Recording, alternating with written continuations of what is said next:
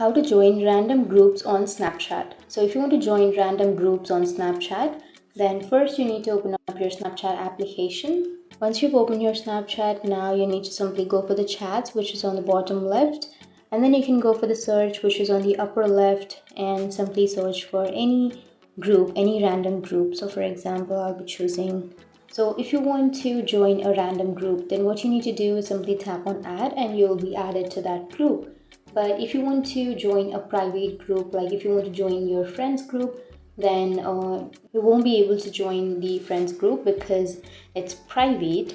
The only way to join your friends group is you need to ask them to add you to the group. So for example, I have this group, right? So if you want to be added to the group, then what the other person need to do is simply tap on add members, and then they need to simply search for your name and tap on that name, and then tap on done, which is on the bottom, and they will be added to the group. So that's how you can join a private group. And if you have any questions, feel free to comment below. Thanks for watching.